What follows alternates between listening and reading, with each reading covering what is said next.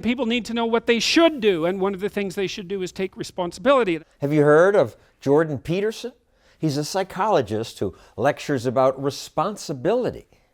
I assume that would bore young people, yet millions watch his videos and buy his book.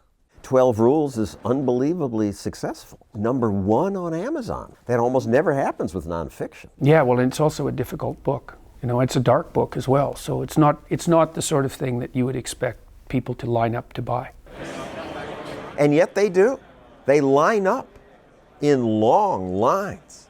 Excited, says Peterson, to learn about responsibility. Young men get excited when you talk to them about responsibility? Yeah, fancy that, eh? Who would have ever guessed that? I wouldn't have. No kidding. No kidding. The emergence of ethical behavior. When Peterson first rented a lecture hall, he didn't know if anyone would listen to him speak. Do you imagine this, as an invitation to a lecture? Okay, we're going to talk about the Old Testament in a really dark way. Like, you think that's going to be successful? And we're going to talk about responsibility and truth. Oh, they'll be beating down the doors to attend those lectures. And well, they all sold out. His lectures continue selling out because, he says, people have been fed this diet of pabulum, rights and impulsive freedom. Free tuition. Making quality childcare affordable. You have a right to a living wage. All we've had for 60 years is a dialogue about rights. There's just an absolute starvation for the other side of the story. Well, that leaves a hole in people's hearts. Peterson fills that hole with things he learned from his clinical psychology practice.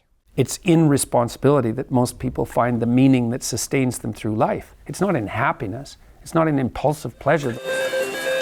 Instead, he says, the way to find meaning is to adopt the responsibility for your own well-being and to try to put your family together and to try to serve your community and to try to seek for eternal truths and to live them. That's the sort of thing that can ground you in your life enough so that you can withstand the difficulty of life. Research backs him up. People feel fulfilled when they feel competent. It's very helpful for people to hear that they should make themselves competent and dangerous and take their proper place in the world. Competent and dangerous? Why dangerous? There's nothing to you otherwise. Like, if you're not a formidable force, there's no morality in your self-control. If you're incapable of violence, not being violent isn't a virtue. People who teach martial arts know this full well. If you learn a martial art, you learn to be dangerous, but simultaneously you learn to control it. Because it's the alternative to being weak, naive and weak and harmless, which is what young men are being encouraged to be. Encouraged, says Peterson, by educators and media that bash masculinity. The problem is toxic masculinity. Toxic masculinity. Toxic masculinity. We're alienating young men. We're telling them that they're patriarchal oppressors. That's a bad message, says Peterson. Life is a very difficult process, and you're not prepared for it unless you have the capacity to be dangerous. By dangerous, that implies I should be ready to threaten someone, to hurt somebody. No, you should be capable of it. But that doesn't mean you should use it. Your female critics say, you men are already stronger than we. You abuse us, and you're encouraging that. No, well, that's definitely not the case. But lots of people call Peterson sexist, transphobic, evil. From Vox, you've claimed feminists have an unconscious wish for brutal male domination. Now you tell me why they line up with the Islamists.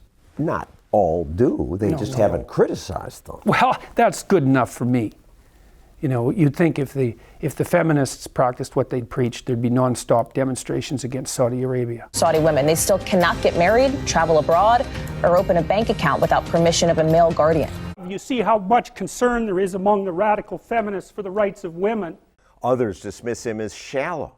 Articles call him a charlatan. The stupid man, smart person?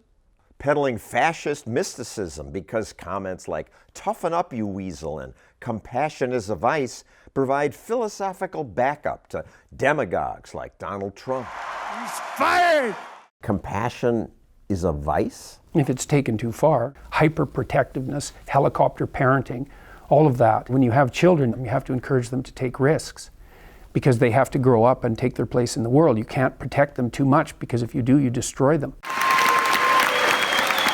And that's a message that leads millions of people to buy this book and line up to hear Jordan Peterson speak.